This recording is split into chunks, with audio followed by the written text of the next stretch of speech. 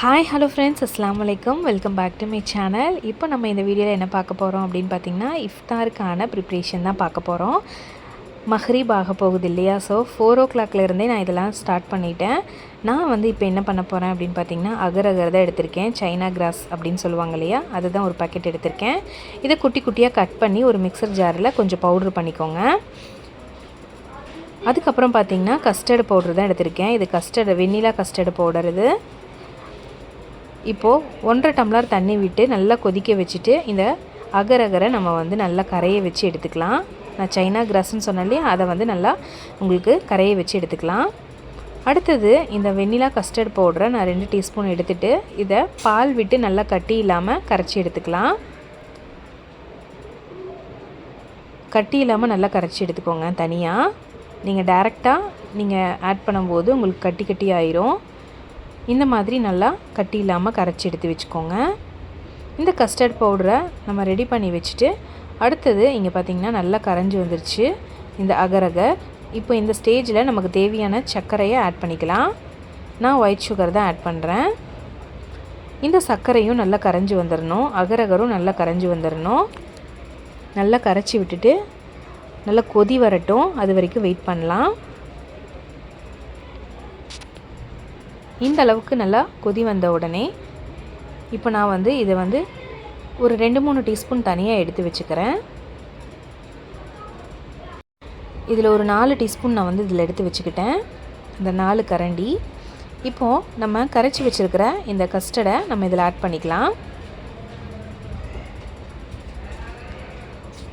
நான் வந்து அதிகமாக ஆட் பண்ணிட்டேன் கஸ்டர்டு. நீங்கள் கம்மியாக கூட ஆட் பண்ணிக்கலாம். நல்லா உங்களுக்கு ஜெல்லி கன்சிஸ்டன்சிக்கு வரும்.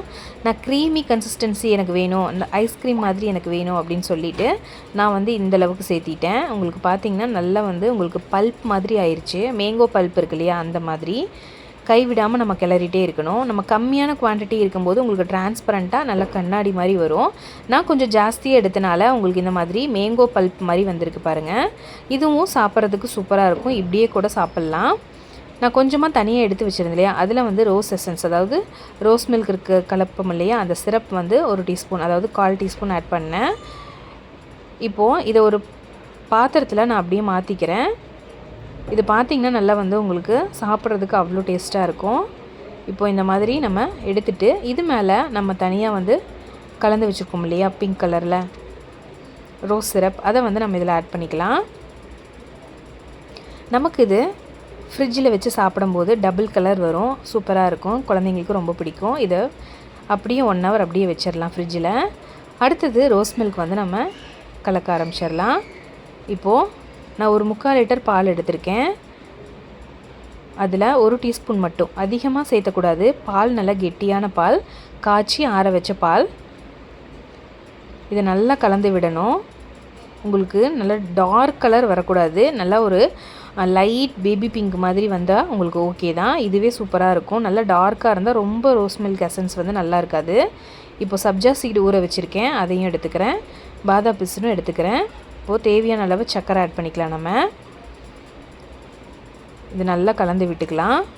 பால் நல்லா திக்காக இருந்தால் மட்டும்தான் உங்களுக்கு ரோஸ் மில்க் நல்லா இருக்கும். இப்போ சர்க்கரை சேர்த்துனதுக்கப்புறம் பாதாம் பிசின் நம்ம சேர்த்திக்கலாம். பாதாம் பிசின் பார்த்திங்கன்னா அவ்வளோ உடம்புக்கு வந்து குளிர்ச்சியை தரும். அது போக நோம்பாளிங்களுக்கு ரொம்பவுமே நல்லது.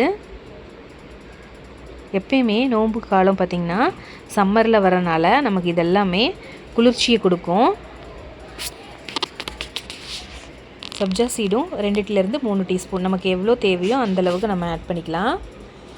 அவ்வளோதான். நல்லா கலந்து விட்டுட்டு நம்ம குடிக்கும்போது நம்ம ஜிகிர்தண்டா குடிக்கிற மாதிரியே இருக்கும். இதில் நீங்கள் நிறைய டூட்டி ஃப்ரூட்டி இந்த மாதிரி வேறு ஏதாச்சும் வேணும்னாலும் நீங்கள் சேர்த்திக்கலாம். ஜெல்லி சேர்த்திக்கலாம்.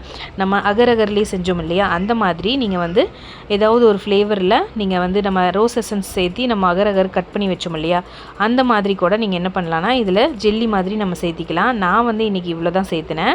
இப்போது ஒரு கண்ணாடி பவுலில் நான் போட்டு நான் எடுத்து வைக்க போகிறேன் ஃப்ரிட்ஜில் ஸ்டோர் பண்ணி. ஸோ 1 hourக்கு முன்னாடியே இதை நல்லா வந்து ஃப்ரீசரில் வச்சுட்டிங்க அப்படின்னா குடிக்கும்போது அவ்வளோ நல்லாயிருக்கும். ஸோ இதெல்லாமே நம்ம ஃப்ரிட்ஜில் ஸ்டோர் பண்ணி வச்சிடலாம். ஸோ பாதாம் பிசின் அதுக்கப்புறம் சப்ஜா சீட் எல்லாமே நெக்ஸ்ட் டேக்கு நமக்கு வந்து யூஸ்ஃபுல்லாக இருக்கும். இந்த மாதிரி நம்ம எடுத்துக்கும் போது எங்கள் ஃப்ரிட்ஜில் கீழே தான் வந்து ஃப்ரீசர், ஸோ அதனால் அங்கே வச்சுக்கிறேன்.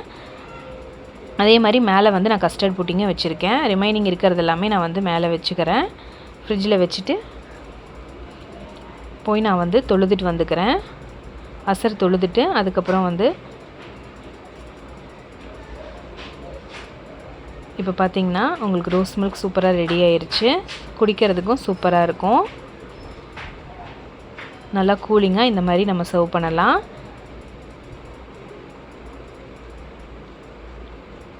இப்போது மஹ்ரிப் ஆயிடுச்சு. நமக்கு வந்து இஃப்தாருக்கான நேரம் நெருங்கிருச்சு. நம்ம கஸ்டர்ட் புட்டிங்க நம்ம கட் பண்ணி எடுத்துக்கலாம். இப்போ பாருங்கள், டபுள் கலரில் பார்க்கவே சூப்பராக இருக்குது. கலர்ஃபுல்லாக குழந்தைங்கள்லேருந்து பெரியவங்க வரைக்கும் எல்லாருமே சாப்பிடுவாங்க. நல்லா சில்லுன்னு இருக்குது பாருங்கள்.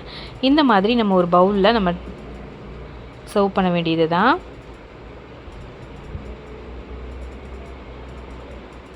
இஃப்தாருக்கான புட்டிங் ரெடி ஆயிடுச்சு. இதில் வேறு எதுவுமே நம்ம சேர்த்தலை. நம்ம பால் கூட கம்மியாக தான் சேர்த்தணும்.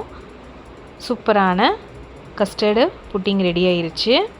இப்போது இஃப்தாருக்கான நேரம் நெருங்கிடுச்சு. இப்போ இஃப்தார் பண்ண ரெடி ஆகிட்டோம். அவர் வந்து கஞ்சி வாங்கிட்டு வந்துட்டார். நோன்பு கஞ்சி, அதுக்கப்புறம் வடை, அதுக்கப்புறம் சிக்கன் சமோசா இதெல்லாம் வாங்கிட்டு வந்திருந்தார். அவர் தான் சர்வ் பண்ணிகிட்ருக்காரு. பக்கத்துலேயே பள்ளிவாசல் இருக்கிறதுனால எங்களுக்கு வந்து கஞ்சி செய்கிற வேலை தேவையில்லை. கஞ்சி வந்து டெய்லியுமே நமக்கு பள்ளிவாசல்லே கொடுக்கறதுனால அங்கேயே வாங்கியாச்சு. இல்லை அப்படின்னா நம்மளே வீட்டில் ப்ரிப்பேர் பண்ணிக்கலாம். நான் ஆல்ரெடி என்னோடய வீடியோஸில் நான் போட்டிருப்பேன் நோன்பு கஞ்சி எப்படி வந்து ப்ரிப்பேர் பண்ணுறது அப்படின்னு.